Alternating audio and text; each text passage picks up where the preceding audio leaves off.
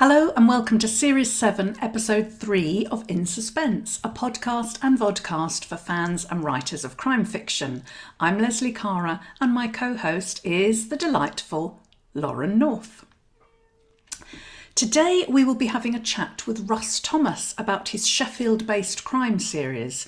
But first, Lauren and I are going to talk marathons, masked balls, crime festivals, author lunches and any other business that crops up really. So I'd like to start by asking you, Lauren, about your most recent marathon experience.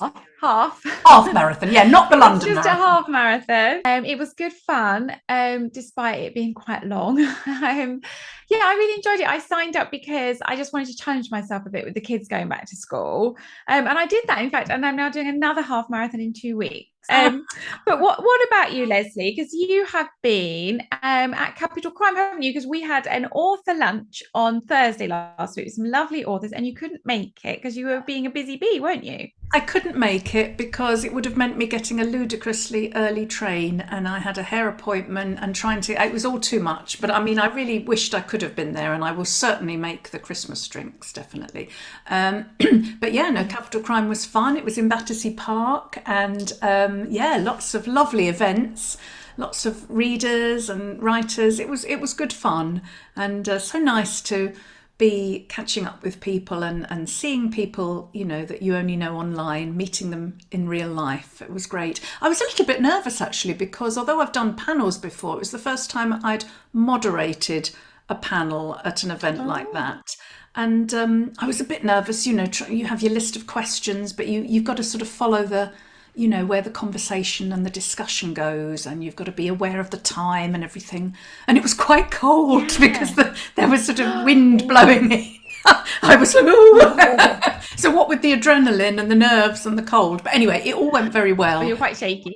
I settled down after a while, and there was Nikki French. I mean, Nikki and Sean were absolutely delightful, and Stuart, Neville, and Eva Björg Iestottir.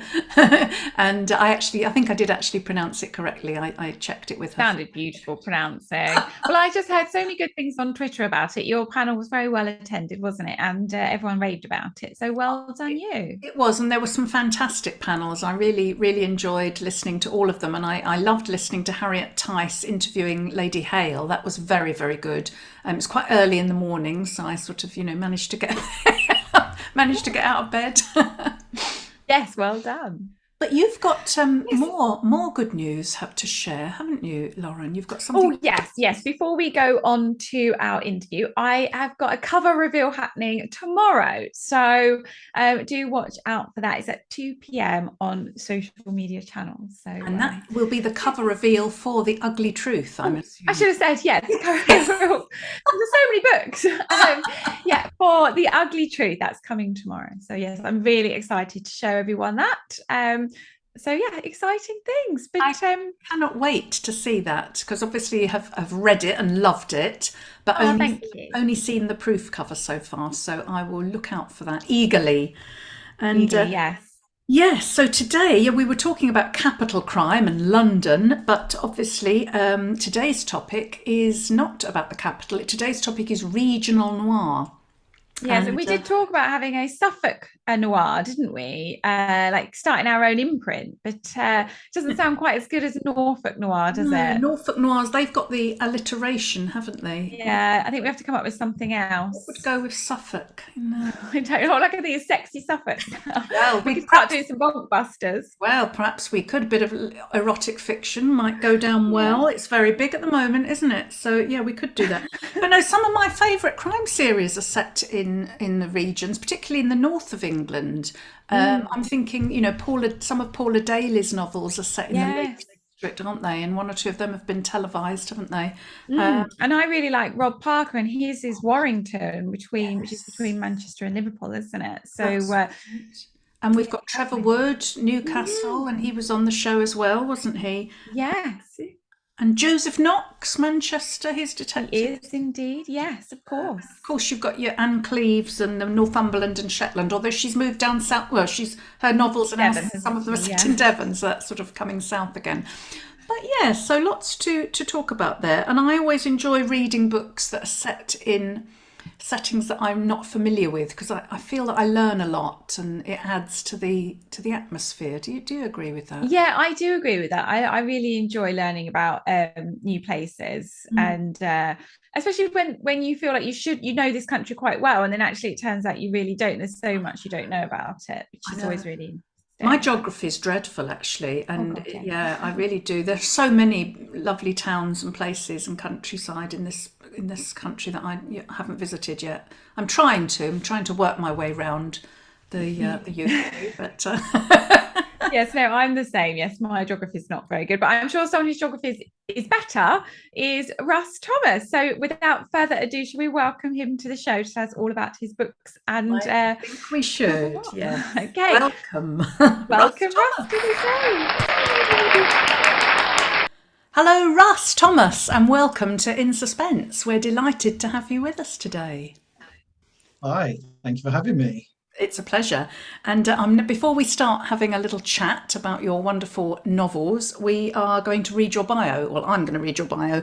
Russ Thomas was born in Essex, raised in Berkshire, and now lives in sunny Sheffield. After a few proper jobs, among them pot washer, optician's receptionist, supermarket warehouse operative, call centre telephonist, and storage salesman, he discovered the joys of bookselling, where he could talk to people about books all day. How fabulous. His highly acclaimed debut novel, Fire Watching, got it here, is the first in the D.S. Adam Tyler series and published in February 2020. Night Hawking, the second book in the series, which I haven't got with me, but I'm sure Russ has got a copy of that somewhere, is the second book in the series. It was published in April 2021. There it is. He's holding it up now. So for anyone listening on audio, that will be very useful for you. And his most recent, Cold Reckoning, was out in May in hardback. Yay! And is also coming out in paperback very soon, isn't it? I think 13th of October. That's right. Good research. Well done. I had to look that up before Not often we get stuff like that right. I don't either. Now a full-time writer, he also teaches creative writing classes and mentors new authors. So that's your bio. Russ, you're here today to talk about Cold Reckoning. I mean, I love your novels. I think I love your writing style. Really witty, really funny, great plotting, really complex, interesting plotting. But can you tell us, first of all, can you tell us a little about D.S. Adam Tyler and the crime series sort of in general that he features in the three books, and then perhaps something about this latest offering, Cold Reckoning? Yeah. Okay. Yeah. So Tyler is a cold case specialist. And he's not really expected to get results. It's just a box ticking exercise where they reinvestigate old crimes that have not been solved so that they can show to the public they've been doing the right thing.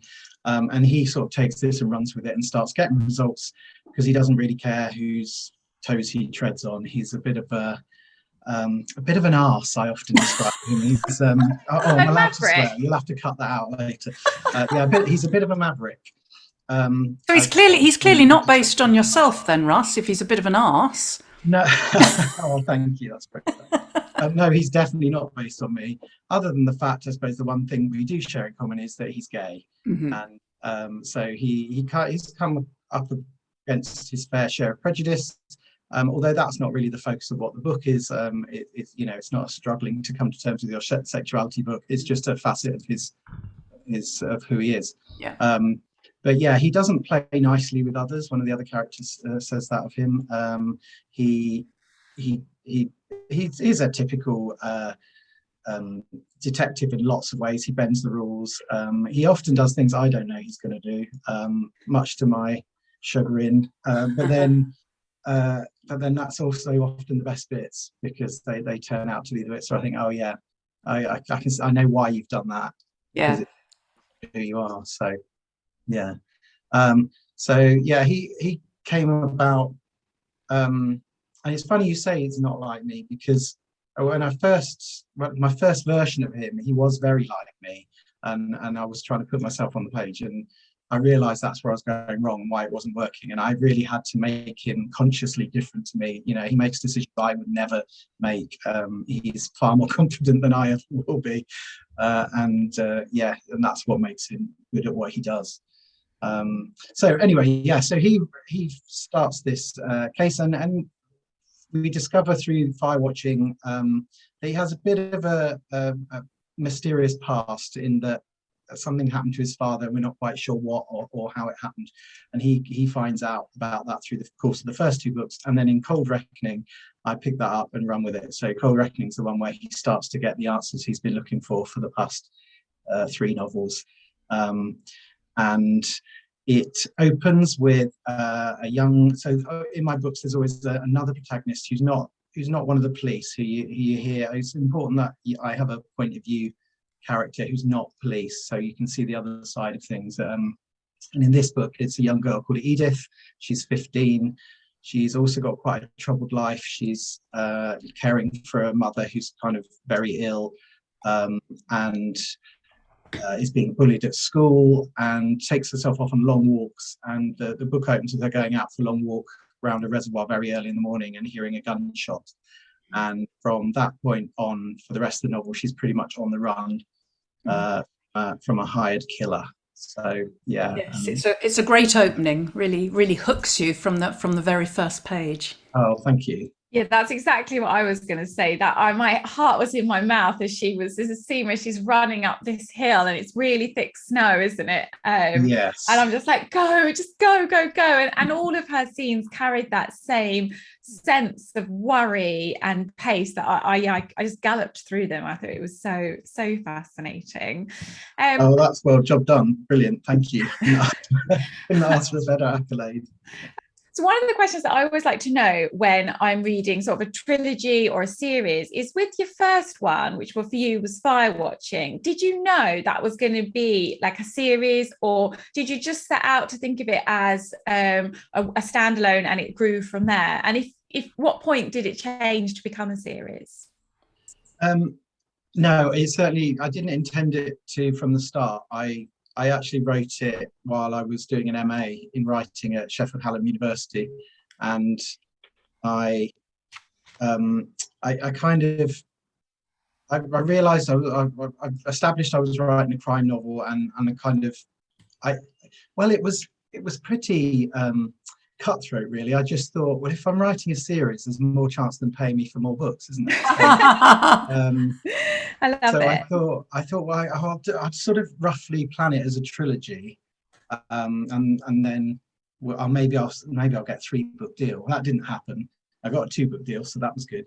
But it kind of, by that point, it stayed in my head that I was writing the story of Adam's father, Tyler's father, was going to sort of run across 3 books.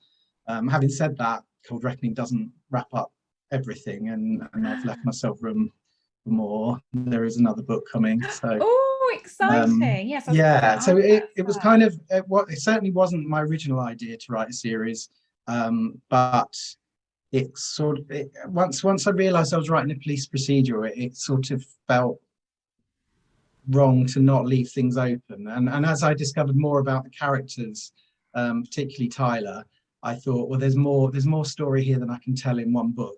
I've already got my plot for this book. I don't think I can cram in everything. I don't want to do his entire backstory and all the others characters and so on. So it seemed natural for it to carry on. And I've heard somewhere, I've either read something that you've written or heard you in a previous interview saying that you fell into writing a police procedural. I just wondered if you'd sort of explain that. I'm going to say fell into writing, but yeah, I suppose so. No, I have told that story many times. As I said, I was doing this MA, I had great pretensions of writing the next great British novel. I was. We've all been there, Russ. Yeah, yes. Yeah, it's an MA. You have to show willing, don't you?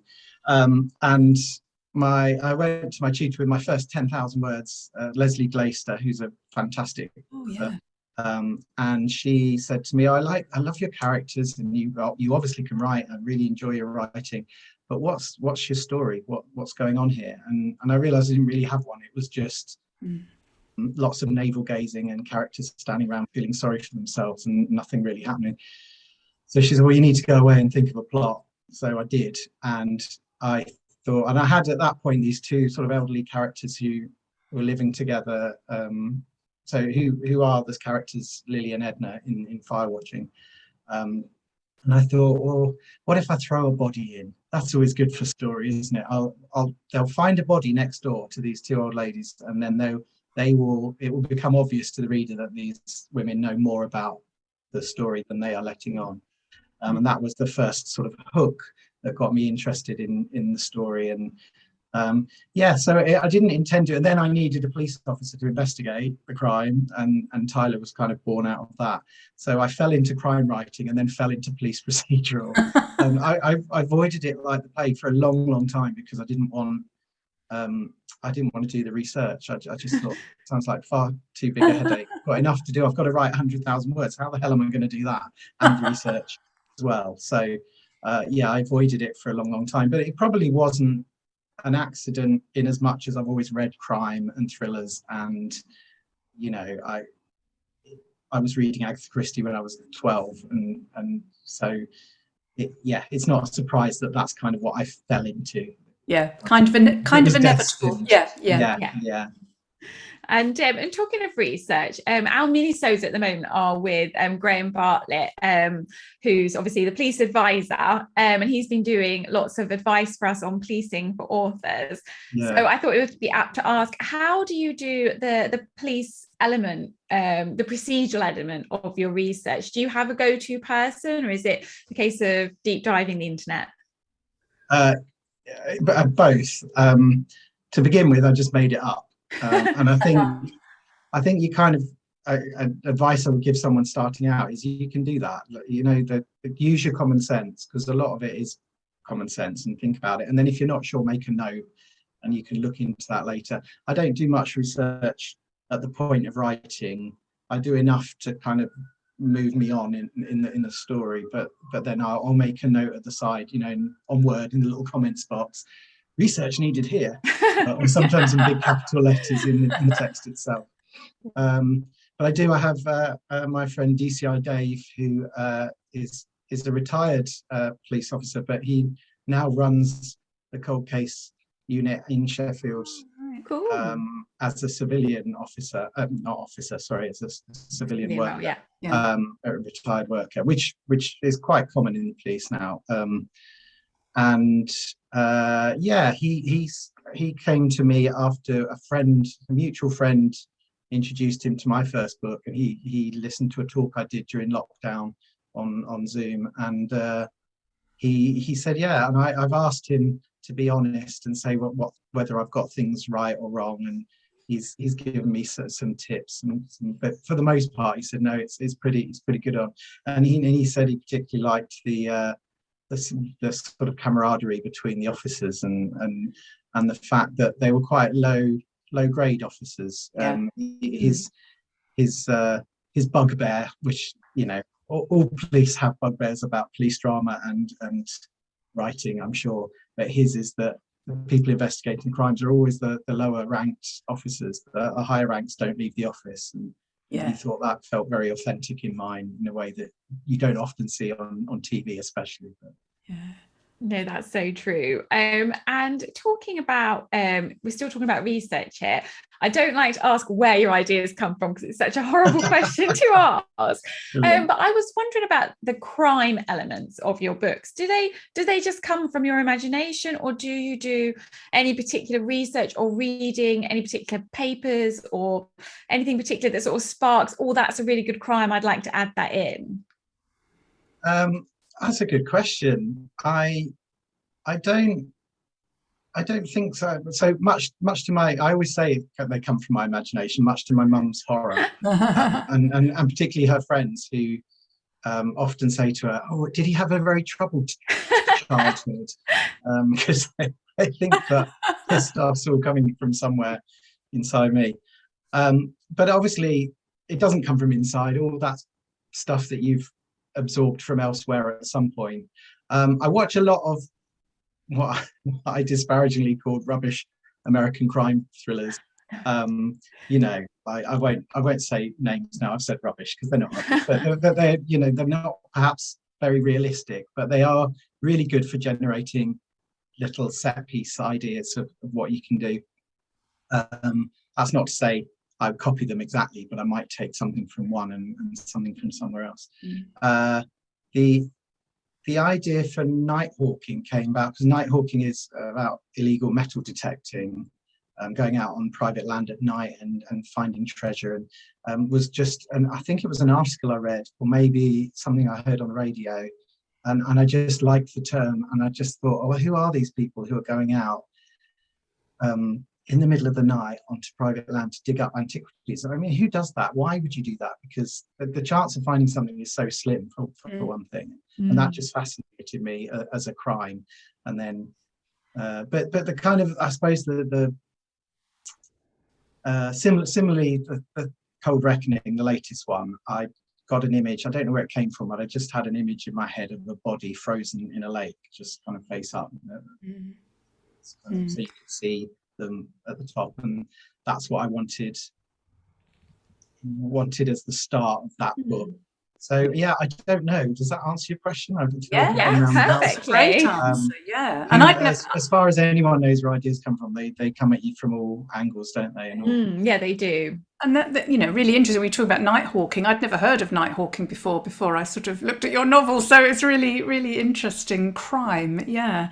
And I'm really it's also on the increase, apparently. Oh, is it? Well, yeah. I see a lot of people around here. I live in quite a rural area, and often, even during the daytime, we'll see people illegally doing it. I just don't know. I should point out the majority of metal detectorists are very responsible and do follow the rules, because there are rules. Because if you're doing it, if you're doing it on public land, it's fine, isn't it? But if it's private land, that's when it becomes illegal, presumably, isn't it? Yeah. Yes, yeah. And also it depends what you do when you find something. So if it's gold, I think it's more. I've forgotten my research now. I think if it's more than one gold coin, you must declare it to the coroner, in fact, and then you get a cut of the value. But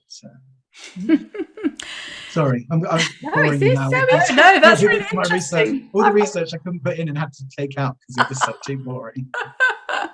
I'm really enjoying the story arc in the series, and and the backstory regarding Tyler's family, particularly his father, you know, the supposed suicide, was it murder, that kind of thing. And that really comes to a head, doesn't it, in Cold Reckoning. And I was wondering whether you always knew that story and had sort of decided which bits would come out in which novel, or whether the story sort of revealed itself to you as you were writing the earlier novels. How does that work, that longer arc?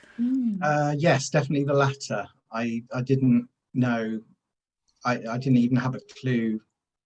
I suppose it came about because I wanted Tyler to have something in his past that sort of drove him, and for him it's the fact that he came home as a 16-year-old lad from school and found his father hanging from the banisters, and the effect on that on his life, and what he had great plans to go off to university and to which he did do, but to sort of study academically and become a scientist, and then he ends up becoming a police officer just like his father, and he, through the course of the three novels, he begins to realize, or the reader begins to realize anyway, that that's really what's driving him, this quest to find out what happened to his father and why. So it seemed like, I guess it was just a device at the start, and then it's grown out of exploring the character and finding out more about the character as I went along. I'm not a huge planner. I try and plan a bit, but most of it comes to me as I go along. Yeah, me too. and just letting the characters explore who they are. That certainly pays off. Yes, it does. And similar to DCI Dave, we also really liked the camaraderie and humour of the interaction between the officers. And I wondered how important you feel those lighter moments are sort of in crime fiction, because you're dealing with such difficult topics, and it can be quite unpleasant and quite scary, but to have those lighter moments, I mean, I really enjoyed them, but I just wondered how important you feel they are. I think they are important, yeah. For me as a reader, anyway. I like a bit of gruesome, but I'm not really into gratuitous violence. And although some people might disagree reading some of my scenes, but I try and make sure it's relevant to the story, and I'm not putting things in just for entertainment purposes alone. But so those having those lighter moments are good, and they're also they're character building. For me, I'm interested in the interactions between people. These are, in my head, these are real human beings. They're not, obviously. And the way they interact is what's interesting to me. As a writer, I want to see, you know, how when Tyler does something, how it affects Mina, his who works with him, and what her take on it is. And sometimes her take's very different than his. And then again, you've got D.I. Doggett, who's kind of the murder team investigator, who is a bit. He started off as a bit of a cliche, old school. What is it? Life on Mars character, you know? Like, Gene Hump sort of. Sort of unreconstructed male kind of. But then you find out actually he's much more than that, and much more nuanced, and there's other stuff going on. That's almost like the character he plays, and there's other stuff going on underneath. And I suppose this is really pretentious, but I suppose it's a bit like the Shakespeare tragedy, isn't it? And having the clowns come on halfway through or the grave diggers, you know, to come out and do a skit to relieve the tension. Because you can't. I think tension building is about relieving the tension now and again as well, and then build again. So. And it's also true to real life, isn't it? Because my family has a funeral directors, and they obviously have to be very somber a lot of the time, but then the minute they can be, they are the ones cracking jokes. And I think I've heard people say it's the same for the police, like even in a horrible situation there can be some lighter jokes made just to help them out, because they're having to deal with such horrible things. You've got I guess it's similar for doctors and paramedics and people like that, isn't it? You're seeing awful things, but you've got to normalize that, otherwise how could you go on doing it? Gallows humor, that's what it is. Right. I just was thinking, what's it called? Come on, Lauren. It's a way of keeping sane, isn't it? I mean, I used to be a nurse, and absolutely we'd sort of make jokes that if anyone else heard, they might think, oh, that's a little bit inappropriate, but it's that kind of and it's the bonding that, and you have the team bonding as well, isn't it? And like you were saying, Russ, that it shows the character development, because you've got these Sheffield characters and their sort of humour and their sort of grittiness and irreverent sort of dialogue, which is fantastic. It really builds a picture of Mina Rabina. Is it Mina? Yeah, she's a great... Mina Rabani. Rabana, sorry, I've got the name wrong. Mina Rabana. She's a great character. Yeah, really sort of... really amusing. Now, our topic, which leads us on to our topic for today, which is Regional Noir. And since your books are set in Sheffield, we thought we'd pick your brain on this. Was it simply your own familiarity with Sheffield because you now live there, or was there another factor in your decision to set your books there? Once I realised I was writing a police procedural, I looked for a backdrop, and I thought it needs to be a city, really. I don't know why I thought that, because it doesn't have to be, but I suppose if it's the country, then you tend to think you're writing cozy crime or something like that. So I decided it was going to be a city. I thought of Brighton at first because of the character being gay, but then I thought that's a bit on the nose. But I did avoid Sheffield to begin with, because I'm not very good at writing about places where I live. I think it's easier to look at another place that you know well, or that you remember well from a previous time. I struggle to take in the details, because you don't really look at the things around you on an everyday basis. And I once I decided it was going to be Sheffield, I had to go out and sort of really re-familiarize myself with the place. But actually, it worked quite well because it's not a city that's been well sort of used or delved into by other writers. It's a city that gets forgotten about, but is actually quite big. It's the fourth or fifth largest city in the country, depending on what measure you take. It has a huge mix of people in a way that most cosmopolitan cities do, but it's right on the edge of the Peak District and the countryside. It's smack bang in the middle of the country, so you can kind of get anywhere else. And I realized part of what I was doing was sort of writing a love letter to this city that I wasn't born in, but came to as a sort of young man. And I felt like I still feel like writing about Sheffield is a way of giving something back to the city, of sort of putting it on the map a bit, although perhaps not for the reasons, not for good reasons, but yeah.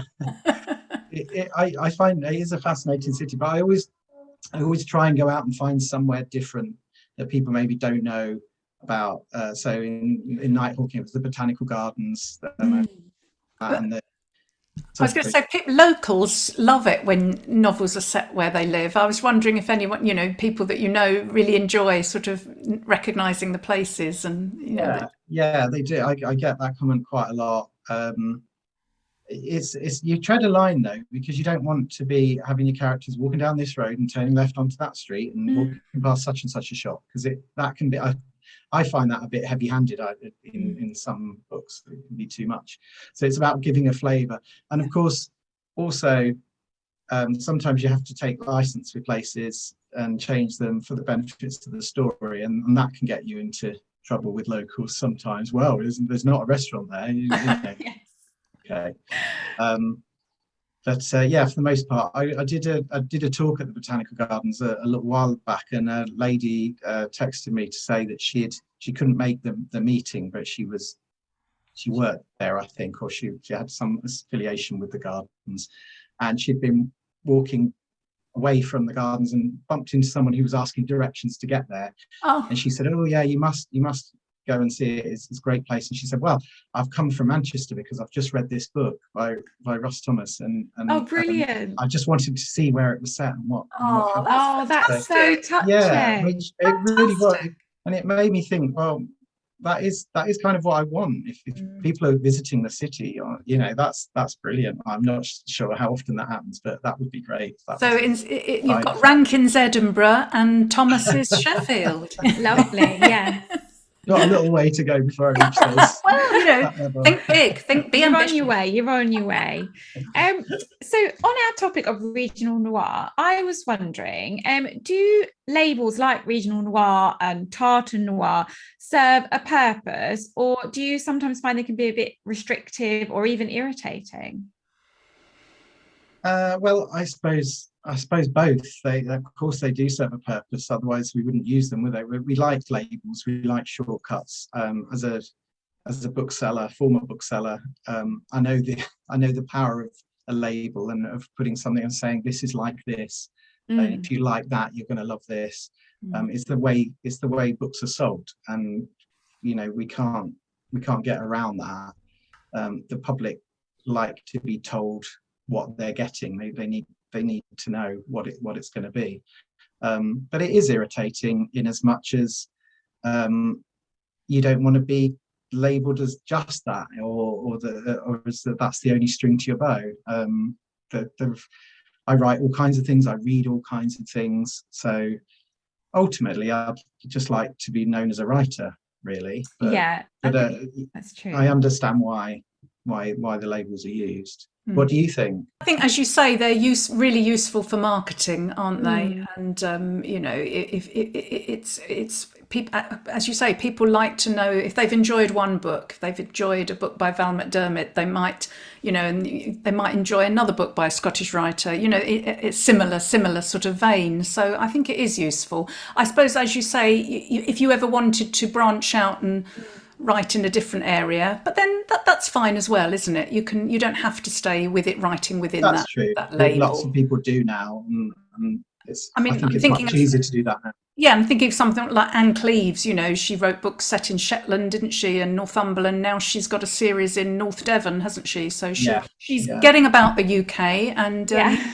you can do the same if you want to, Russ. But I mean, why Well, would I might do, but you never know. Yeah, I agree with that. I think it becomes a problem when you get the whole stay in your lane situation, like we talked about with Helene Kist in her interview, about how even like the label of psychological suspense and thriller can really become quite restricting depending on your publisher and your editor and your brand as well. So if you become the Sheffield brand, then I suppose you would get restrictive, but Regional Noir is a bit wider, isn't it? There's always a danger as well that you're told this thing isn't a thing anymore. What you're doing isn't a thing. Yeah, It doesn't sell. So psychological thrillers are last year. We've been hearing this for about 20 years now. Yeah, the bubble's about to pop any day. I do hope not. I'll be out of a job. Yes. I think there is, I've been told on many occasions now, no one's reading police procedurals anymore. Not true. No, it's not true. Well, no, and other sometimes labels become so all-encompassing that if you try and break the mold even slightly, you're told, well, you shouldn't be doing that. But that's not. I don't agree with that. You can do whatever you want. Yeah, people like it, they'll buy it. And crime fiction, I mean, it's such a wide genre, isn't it? There's loads of different subgenres within it, and I don't see any reason why people can't move from one subgenre to another. I mean, I guess the problem is if you become, as you say, if you become incredibly successful in one subgenre, then you're kind of sort of set there, aren't you? But then you can always write under a different name if you wanted to, do something completely different, I guess. I just don't work hard enough to do multiple. I'm sure that's not strands at the same Lauren time. and I were talking earlier about having, could there be a Suffolk noir, but we don't think it would work somehow, and we thought maybe well, I don't know. There's doesn't sound very good. There's Norfolk noir, which has got the alliteration, hasn't it? But Suffolk noir, Lauren thought it might sound better with like a sexy Suffolk. We could branch out into erotic fiction or something. We're not planning to, so don't worry. But we were just chewing the fat. It would definitely put Suffolk on the map. Yeah, it would. Yeah. No, I think the village would come at me with pitchforks. So back to my question of regional noir. So many police procedurals are set in London, and I absolutely love reading a police procedural that isn't set in London. And I just wondered, what do you feel the benefits are of branching out from London? And what flexibility do you have there? I don't know really. I find this is going to sound awful. I find London a bit boring as a backdrop. I love London. I love visiting. I wouldn't want to live there, but I love visiting. I grew up round a London area, sort of round the edges. But it's quite an anonymous city in lots of ways, isn't it? It's quite easy to be lost. What I love about Sheffield in particular is although it's a big city in terms of population, it's a very small city centre, and it's quite often you'll bump into someone and it's been referred to as the city that thinks it's a village, and so that kind of fits with that, I suppose, Agatha Christie cozy crime-esque part of me that wants to explore a small locale with a sort of set number of characters. I think London. I'm not saying you can't write a novel in London, or that I never will, but I think it has a different feeling. It's perhaps a bit more of an everyman story, whereas you can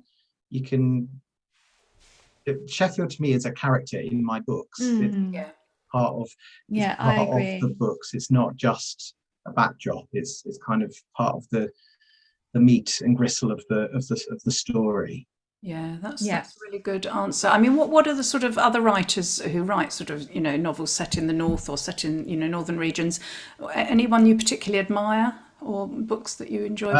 I read relatively recently, or through the lockdown period, Rob Parker's books, who I know you know well.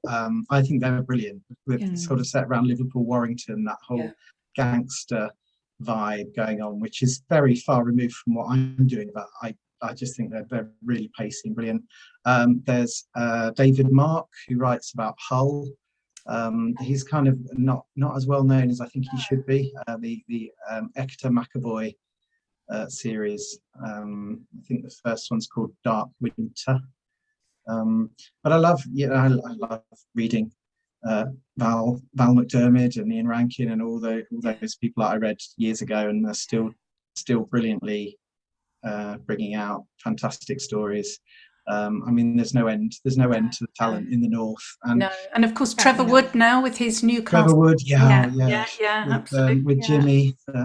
And publishers are starting to put some roots down up north as well. You know, it has always been such a predominantly London-based industry, but HarperCollins have now got their northern office, haven't they? So I think it's all moving a bit more remotely, isn't it? I hope so. I hope that's the case, that it is decentralising. I sometimes wonder whether, I'm not saying specifically of Harper, but I do think sometimes there's dangers of box ticking and saying, well, we're gonna move to the north and we can pay a bit less money, or we can I see what you mean. We'll have a competition and launch you that way.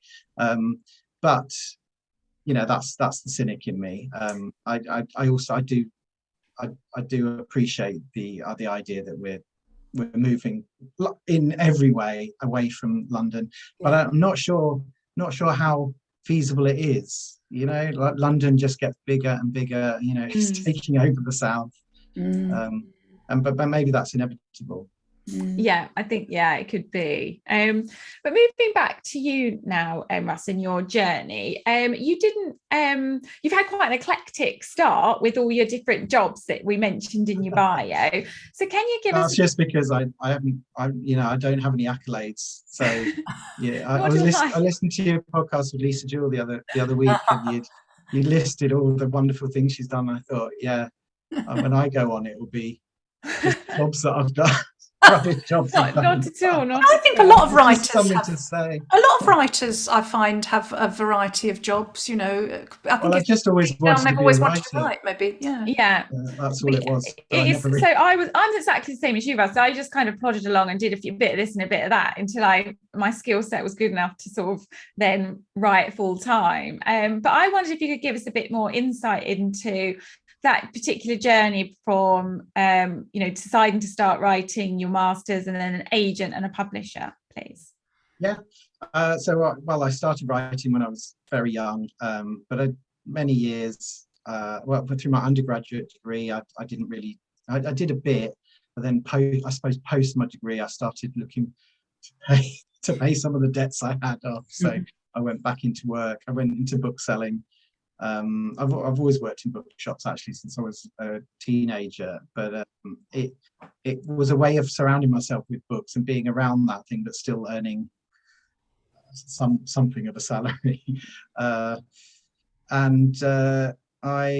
started taking writing seriously again when I started the MA. I decided to do an MA because I needed something to really push me to produce the work and to get something down on paper, which it very much did. But it didn't lead to a book deal. I came out of it with a fairly average or slightly below average mark, and I'd been sending my novel out to various agents and getting knockbacks, and that went on for about another 10 years. Or slightly less than that. It was about 10 years from when I started writing Firewatching to when it was published. Gives you an idea of how long. And I wrote other things in between. But I'd put it away a few times during that period. My father died, and when I went back to it, I realised he'd been ill for a long time, and I realised that actually a lot of the stuff I was dealing with, and with Tyler and his father, was stuff I was subconsciously dealing with myself. And once I'd had the benefit of having put it away for a year or two and come back to it, I could see that and maybe make more of that, or to cut out the bits that didn't work. So I think that improved it a lot. And then a friend of mine suggests, who reads all my work, and she'd said, no one's seen it in this form, you need to send it out again. So I did. And at that point, whatever I'd done, had made the difference, or perhaps it was just a different time. I don't know, but I got sort of 3 interests from agents straight away, and then I signed with the agent that I have now. Who's the brilliant Sarah Hornsley, and she sent it, and she said, right, now I need you to do this, this, and this with it. So another kind of 6 months went by while I reworked it, and then I think I sent it to her on the Tuesday or Wednesday morning, and she got back to me on the Wednesday evening and said, right, if you can turn it round by tomorrow, Thursday's a really good day for submitting to editors. And I thought, oh my God. So I'd rushed home from work and spent all evening just trying to do the little bits that she'd asked me to do, and sent it off. And she sent it off on the Thursday, and Friday morning I got an email saying she'd heard from someone who'd stayed up all night reading. Wow. I love stories like that. To make an offer. Yeah. So from that point, it all kind of just snowballed, and it went to auction in the end. But it's weird, isn't it? You hear people say overnight success, and it did feel like that because it all happened very, very quickly and sort of overnight. But actually, after 10 years of real hard work and slog and thinking this is never going to happen and being talked down metaphorically. I think that is the story we hear so much, isn't it? It's that perseverance that you need, that whole decade of persevering. I think is so common, I think, with writers. Or 30 years in my case. Yeah. Oh, fantastic. And I think now you also teach creative writing, don't you? And you mentor others. Yeah, I've not done a lot of late, unfortunately, because of lockdown. But I taught in quite a small sort of church hall, and even after lockdown finished, it was difficult to kind of get around the measures. So I need to look into sort of starting that up again if I ever get some time. Do you find that you learn things yourself from teaching others about the Oh yeah, very much so. Yeah. I mean, even if it's just not to do. But that I'm being facetious. No, you often find that you're telling people to do things, and as you're telling them, you think, oh, do you know what? This is what I haven't done, and this is you forget. It's amazing how much you learn, but how much you also forget, and it's always worth revisiting. I always love watching things, I guess, like this, but things that other writers say, and you go, oh yeah, that's a really good technique. I used to do that. Why did I stop doing that? Or, it's never wasted any kind of lifelong learning, I suppose. And I think that's true of everything, not just writing. Yeah, I agree with that. I find that as well with mentoring, that you get that sense of, oh, I've just told them to do it and I've just realized I've been doing it as well. I think it's so common, and like you say, you do forget.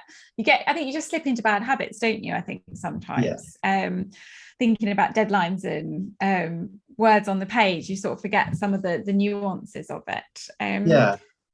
But I suppose it becomes like any job in a sense, that you start, it becomes normal, and then there's the danger it becomes pedestrian, and you're not putting all the effort in that you perhaps were when you were courting an agent and you were looking for representation. Yeah, I agree actually, and I've just about a third of the way through a book I'm writing now, and I think that's exactly how I felt. I thought, I don't know if I've necessarily put everything into this first third, and I would normally write the whole book before I go back, but I actually stopped this time, and I've just been editing it, and I've added so much more, and I'm so much more happy with it. I think it's made such a difference, and I think I just have got into this habit about, right, this is the story and this is what I'm writing, without really thinking about the depth I wanted to add to it.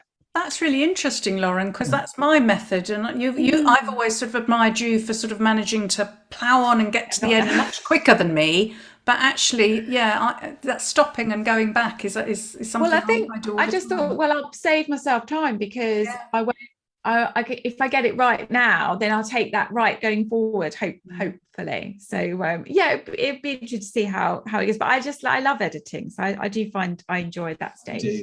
That's the bit that really gets me. It's a real struggle to get the words down on the page in the first place, but once they're there, playing around with can sit there all day and just I love it. Scribbling over a bit of paper. So happy. Now, what books or book are you currently reading, Russ, at the moment? What would you like to recommend to us on the show? I'm reading a book called In the Blink of an Eye. Oh yes, I've heard of that. Yes, Joe I've got Callahan. it. Yeah, I think it's a debut novel. I might be wrong. Say the Joe name. Callahan. Joe Callahan. Yes, I have heard of that. Yes. And yeah, it's really interesting. It's set sort of in a very near future, and it's kind of they're experimenting with using AI in the investigation of crime, and so it's this detective who has a reason for not really liking artificial intelligence, and she's teamed up with this hologram, and he or it is all very by the book and by the numbers and that, and she's using instinct, and it's about which is right, or you know, what level of the copper's gut is acceptable in a crime investigation. It's really a brilliant concept, and I'm enjoying it immensely. Because I've got a signed copy because I met Joe in Harrogate. And, right. It sounds so fascinating, because I just love that interview, because I think always what you come with that is this concept of what makes us human and how our flaws are actually also such advantages as well. Yeah. The hologram itself is a really brilliant character as well. It's quite interesting. Oh yes. I won't say. I'm also just about to start reading All You Ever Wanted by Susan Elliott-Wright, which I'm a huge fan. I'm also a friend, so cards on the table. But she's a brilliant writer, and I think this is going to be a really good, a really creepy kind of suspenseful, people watching each other from the bushes. Oh, I love a creepy book. Have to It's look it up. shades of sort of Patricia Highsmith about it, and that kind of domestic creepiness. Oh, lovely. That sounds right up our street. Yes, it does, doesn't it? We should get her on. Yes, we would love to. And what about you, Leslie? What have you been reading? Well, because I've had sort of preparing for panels and things, I and finishing off proofs I've been sent. I haven't got anything particularly on the go. Although I have just received The Wrong Mother by Charlotte. Oh, you're so lucky. Where's my great cover, isn't it? Oh. I'm looking forward to that one. But I mean, the one I've loved all the books I read for my preparation for Capital Crime, but the one I think that stands out for me that I've just recently finished reading was The House of Ashes by Stuart Neville, which I can't honestly, I've probably mentioned it on a previous show that I was going to read it or that I was in the middle of it, but I've finished it now and it's phenomenal. I mean, it's an amazing book. I'd thoroughly recommend that, and it's made me want to go back and read some of his others and to read his debut, which was, because he's written about 10 novels now. I think his debut was called The Ghosts of Belfast, although I think it was called that in America, and in Britain it was called The 12. But his writing is amazing, and it has a sort of a supernatural thread running through it. But it may or may not be supernatural. It could be it could be a ghost. It could be ghosts if you want them to be ghosts, or it could just be the psychological sort of manifestations of troubled characters. But really good. What about you, Lauren? What have you been reading? Well, I haven't done a lot of reading actually, because I've been editing the first part of this book and reading quite a lot of research stuff around the book that I'm writing. I haven't actually done much reading, but I did finish reading The Things We Do to Our Friends by Heather Darwent, which I was raving about last time, and it was absolutely brilliant. So definitely check that one out. And then I'm listening to What She Left Behind by Emily Freud, who I met for lunch for the first time last week, and she's really lovely, and her psychological suspense novels are brilliant as well. So I'm just really enjoying listening to that at the moment. So fantastic. That's me. Well, sadly, that's all we've got time for today. But it's been brilliant. We thank you so much for coming on to talk to us, Russ. Absolute pleasure. Really Loved it. enjoyed Thank you. chatting to you, and everybody who's listening or watching, Cold Reckoning is a fantastic read. You can read it on its own, although, you know, I would recommend reading all of Russ's novels in the right order. But again, it could work as a standalone as well, as all good crime series can. But yeah, so it's out in paperback on the 13th of October, so be sure to pre-order. And yeah, you're in for a treat. Yes, you certainly are. In our next episode, we're chatting to Rachel Block, although it's not me because I won't be here for the next episode. It will be Leslie and our lovely stand-in Nikki Smith. We haven't quite agreed on a topic yet, so we will come back to you on that one. I've been a little tardy with my preparation, but no. I think we haven't quite got around to it, have we? But we will come up with something amazing. But before that, you can also listen to episode 2 of our latest series of minisodes with author and police advisor Graham Bartlett, and the topic of that is research, and that's out next Thursday. So now it's time to say goodbye. So goodbye, everybody. Bye. Bye.